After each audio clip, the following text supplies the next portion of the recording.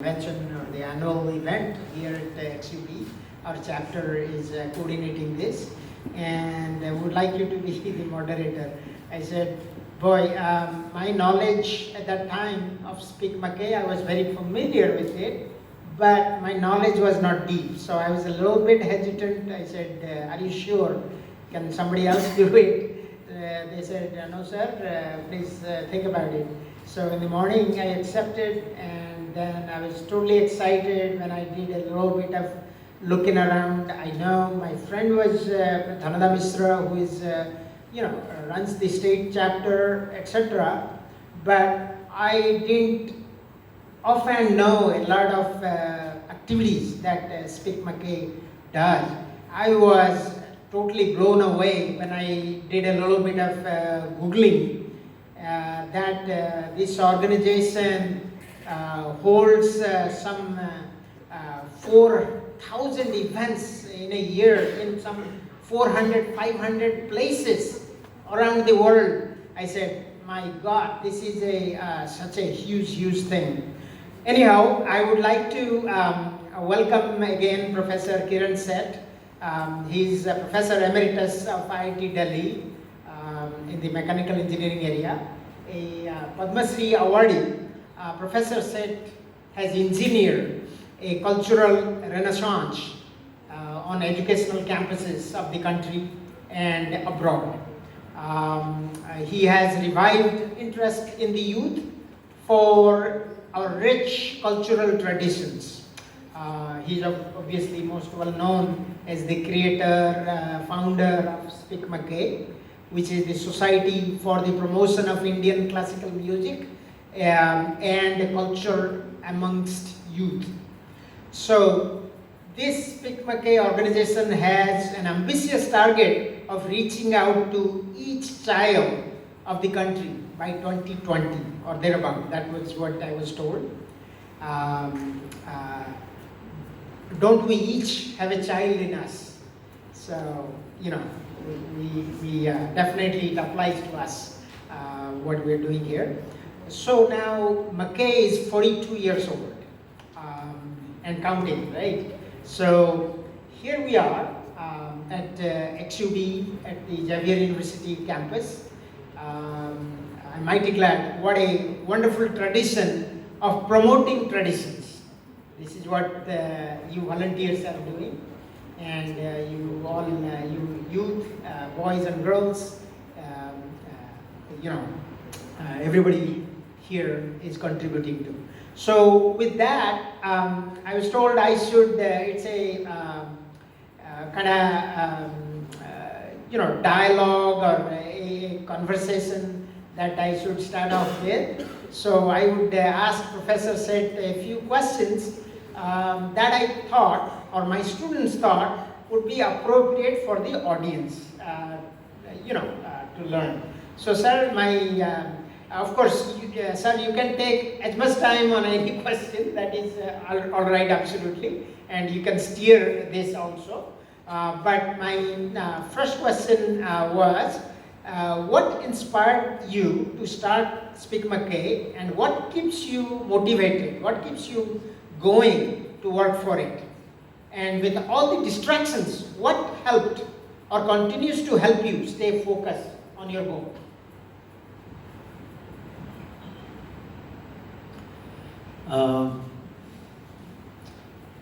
What motivated me to start this movement was, I was a student. I was studying engineering at IIT Kharagpur, and I used to sing Western music with the guitar. I can still sing the Beatles. But what used to happen was that we had very good professors. We had professors in physics, mathematics, etc., etc. But the person whom I remember most was not directly a professor of mine. His name was D. Shen. He used to organize every year a whole night session of Indian classical music. It was called the Green Amateurs Night. And we used to go there just to see who has come and who has not come, sit at the back, play cards, go to sleep. We were not interested in this, kya ho raha hai? But without us knowing it, he planted a seed into us, which we didn't even know, as I just mentioned. So when I went abroad to do my PhD, I remember seeing a small advertisement in the Village Voice in New York, which said that Ustad Nasir Aminuddin Dagar and Ustad Fariduddin Dagar were going to give a Drupad recital. तो हमने कहा चलो चलो देखें. So we went there and it was like the black box which we have in science. You know what's coming in, you know what's going out, but you don't know what's happening inside the box. So we walked into the hall and we walked out of the hall walking 1 inch above the ground, figuratively, not knowing why it had happened. And then what we did was, we said if it can happen to me, it can happen to Prasanna, it can happen to Ranjana, it can happen to Nayak, it can happen to anyone. So there and then, any great artist we used to go through New York, we used to have them come and perform at Columbia University, where I was doing my PhD. These were great artists like Ali Akbar Khan Sahab and others came and performed. So that's how it started. But what keeps it going is, it's like, understanding something of great depth. It doesn't happen immediately. It happens layer by layer by layer. But the first jhatka is very powerful. That makes you, it makes you go on autopilot after that. But still it's a long way, and I'm still learning. But what happened was that after finishing my PhD, I joined Bell Labs.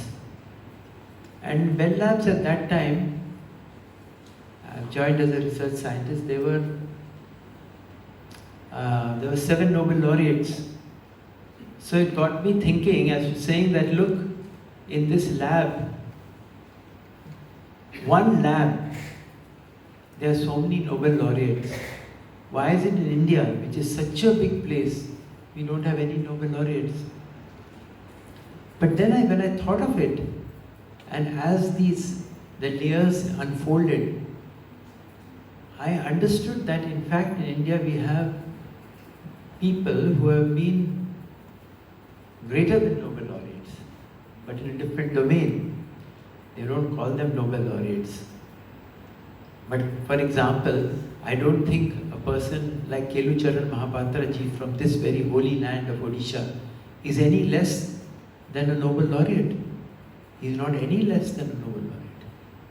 I don't think a person like Sanjukta Panigrahi, who is also from this wonderful land, part of this country, is any less than a Nobel laureate. So what is the difference? That I started thinking, and as I keep understanding what this difference is, which I'll try to explain at some point in time, it was like coming nearer and nearer to a black hole. What happens when you come, you know what a black hole is, right? It's very, very powerful gravitationally. So as you come nearer and nearer to it, you're sucked in faster and faster. So something like that. That's, I think, how once you are touched by something deep, deep, deep inside, then you are on autopilot. Then bhool jaat khan apana roop rang aan apana. That's what happens. You forget everything. And whether one person is there, 2 persons are there, don't bother. When Ali Akbar Khan Sahab used to play, I remember he never looked at the audience. He was playing like this. He's on his trip. You want to come? Come. If not, tralalu, bye-bye, no problem. So that's what kept it going. That is this very strong, whatever, equivalent to gravitational pull that doesn't bother about, as I said, anything. but just goes like. Thank you. I think it's the spark of inspiration that transforms you entirely. And then you are a totally different space and time. And you can pretty much achieve anything, or you can do quantum tunneling. And all the barriers that you think they are no more, you are actually tunneling through them. That is what Sir is explaining. Okay, sir, my second thought or question is, much of your work is to bring awareness to the cultural art forms, the traditional, the cultural traditions. Are there any specific causes that you support through there? Yeah, I am very much for those forms that are very abstract, that are very subtle, that are very inspiring, that are very mystical. I say these four things because today everybody just believes in what they see. They don't believe that there's very much beyond that. The whole world is just looking at the world as it sees it with their two eyes. But you know, I'm sure you all know that 80% of matter is dark matter. I mean, 80% of what exists you don't even see. So just imagine, what you're seeing is only 20% of what is actually there. Now that gets you thinking. There's a lot to see beyond what one can see. People like Einstein, people like Higgs, people like Ramana Maharishi, people like Swami Vivekananda, Swami Ramakrishna, people like Nizamuddin Aulia, they were able to see beyond what you can see, what you and me can see. Therefore, they were able to enter domains which are very subtle, I repeat, very, very abstract, very, very inspiring, and also very mystical. I can never forget Guru Kelucharan Mahapatra ji. I remember him doing this, I won't call it a performance because it's not a performance. He was in Kirodimal College in Delhi, and he did this piece on Kevat Prasang. And when he came to this thing that Kevatia seeing Lord Ram, he went like this. And I can never forget it because it was not any more dance. He had gone beyond dance. So what you see, what you see today, that very person does it very nicely like this, like this. But that is very, very, very small. You have to take, our great masters have taken dance beyond dance, music beyond music. Music and dance and all these things are just means to an end, not an end in themselves. So those forms that highlight this aspect is what I really respect. Not that I don't respect the others, but I make a great attempt to see that things like Drupad, like Kudiyattam, like great masters, as I said, like Kelu Babu, Ekal Nitya, not this group dancing which is done nowadays. So, all these things are what one tries to promote. Thank you, sir. I can relate to it. I am not an expert in, dance or music, but we had the pleasure of hosting the great Kelu Babu, Kelu Charanamapatra, in our home at least twice or thrice when he was visiting USA.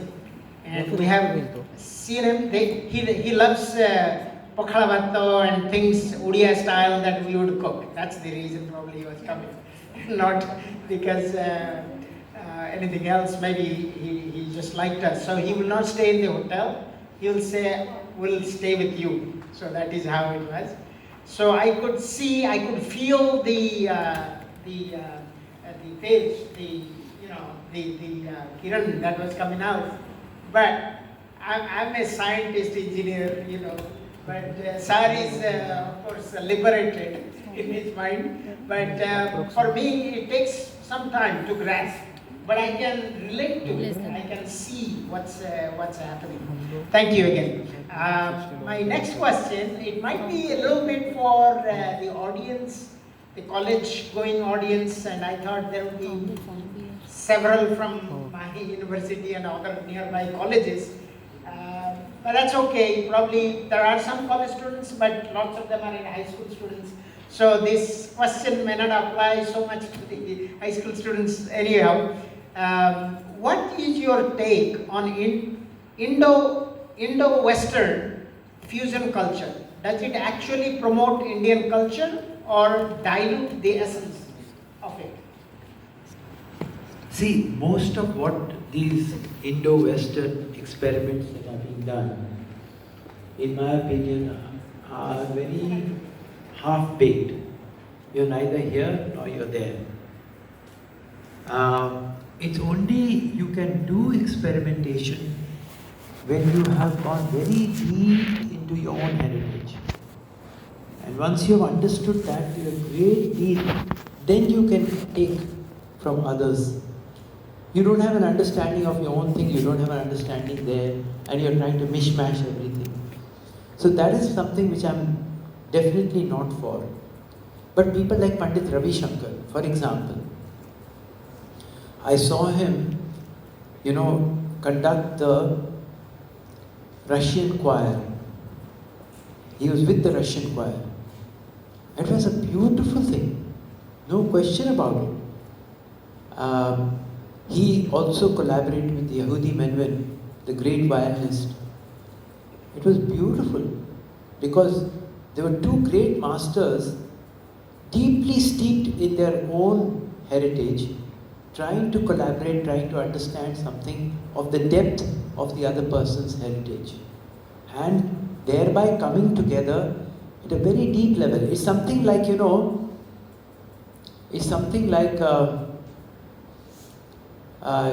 you have done a PhD in computer science, and I've done a PhD in operations research.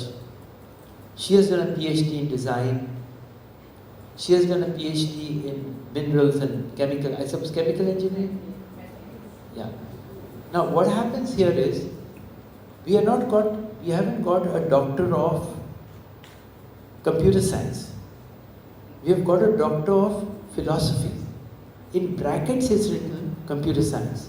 In brackets it's written English. In brackets it's written whatever subject. But what we have got is a doctor of philosophy.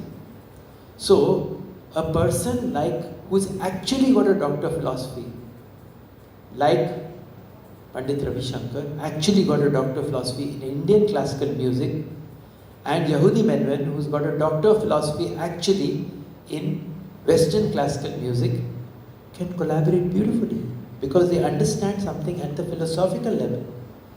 That is the key. But today, I'm neither a doctor of philosophy, neither who I'm collaborating with is a doctor of philosophy. So therefore, what you get is something very superficial, very artificial. Thank you. Here, add one. Yes. One of my professors in IIT Kharagpur, he used to say, Doctor, philosophy means where science ends, where... No, it is okay. Good morning, all of you. One of my professor, when Dr. Seth was telling about philosophy, one of my professor used to say, when science ends, the philosophy starts. So, philosophy is not science, it is beyond, much beyond. So, where it ends, we feel that we have completed something in doing research or doctor of science, something. But philosophy is much beyond science. Where science ends, it starts. Thank you. That's very nice. Very nice. He's also a doctor of philosophy in civil engineering, right? Yes. Okay.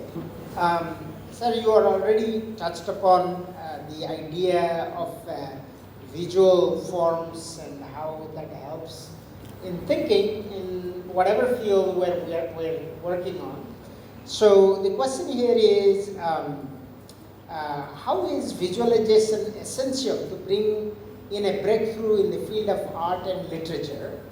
And I have an addendum question there. As a scientist, I wonder if an audio rendition of visual arts makes sense for visually impaired. An Audio rendition of rendition. of visual arts, visual images, Yeah. photography, videography, Yeah. what have you. If we translate that into an audio space, the Yeah. reason I ask is that some NASA scientists were seeing the background frequency that's coming, and they translated it into audio form. Similarly, some using artificial intelligence these days, we are creating systems that will take an image and create melody, translate into audio. And especially it is useful for, let's say, the visually impaired. So in other words, what we think as visual representation, that can also be transformed into representation. Sure. People relate. So I'm just curious. First of all, the first question was about how visualization is very important. Yeah. And then for those who cannot exactly visualize in the traditional or conventional way, how can we help, through this? See, visualization is very important. But an internal visualization is even more important. If you see, this is our logo. This is like the inner eye of wisdom and inquiry. Now we have visualization with these two eyes which we see. But when the inner eye opens, which can open for visually impaired people, it can open for anyone. So this aim of this movement is not so much to visualize with these two eyes, but to visualize with that eye. So that is open even for the visually handicapped. The abstract visualization. Abstract visualization. Okay. That is the thing. And I think that can come in through for anyone. It might be, as you said, for visually impaired, for hearing impaired. It's just a matter of being able to transmit certain messages which are of very, very great depth. Yes, with artificial intelligence, you can pass those messages on now in different modes. You can transform a visual thing into a sound mode into a visual mode, whatever. All things will become transferable. But the final thing, the bottom line, is to be able to visualize internally. All right, right on. All right, sir. So I will change gear a little bit and talk about something actually close to my heart, which is volunteerism in general. My question is, what views do you have about volunteerism? That is, what aspects of it has impacted your own volunteering for Speak Monkey? See, volunteerism, true volunteerism, is something wonderful. When you don't expect anything from what you are volunteering on. That concept again has disappeared in some sense. See, what our ancestors understood this quite maybe by trial and error, experimentation, and they came up with what I often call the law of Nishkam Seva. Now the law of Nishkam Seva is something like the Newton's third law of motion. The Newton's third law of motion says that to every action there is an equal and opposite reaction, right? What this law of Nishkam Seva says is that to every action there's a reaction that far exceeds the action but does not come from where the action is placed. It multiplies, multiplies, multiplies, multiplies, and then comes back to you. However, there's one rider. If you expect it, it blocks it. So, what our ancestors were able to understand this beautiful concept of Nishkam Seva. So, if you look even one generation back, I'll give you one or two examples. That previously in our country, what would happen was that people would give, if a person was wealthy, he or she would give, daan. And you would not have to say who it was given by. Today, when they give, anybody gives you money, they ask you, where will you put my name? Where will you put this? You must put it up, down, left, right. So everything has become a transaction. Previously it was not like that. When they saw something good was happening, they just gave and gave and gave. Today it's not like that. Now what has happened in the course of this transactional state that we are in today, the real beauty of giving does not come through. When you go to a 5-star hotel, they all have these plastic smiles on their face. And they say, oh sir, please come. It's so lovely to have you here. There'll be lovely music playing. What can I get for you, sir? What can I do for you, sir? This thing, that thing. All artificial. I went, yesterday only, I was staying at IIT guest house. There was this one person who was serving me, was just working as a normal person there. But the way he served was beyond service, the normal idea of service. He would come and, even when he would give me the plate, he would do it like this. He didn't have to. He did not have to, because he's not getting any money from me. He's getting money from IIT. And IIT means permanent job. He doesn't have to worry about his job also, that I'll go and complain. But that added thing that came in, which was there, which was really something, I will call it voluntary, or something which was true seva. That seva you could see in his eyes. And I think that is there, has been there in our country for many years. But somehow this thing is vanishing. Now it's coming. When I see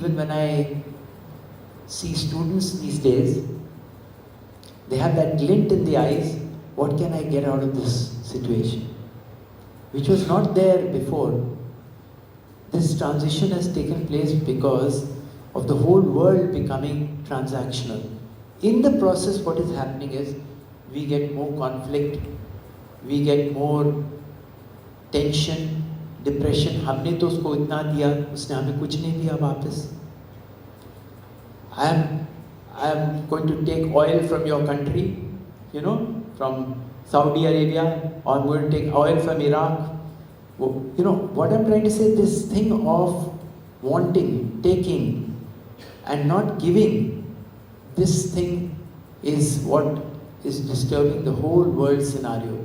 So volunteerism, true volunteerism, is very, very, very difficult.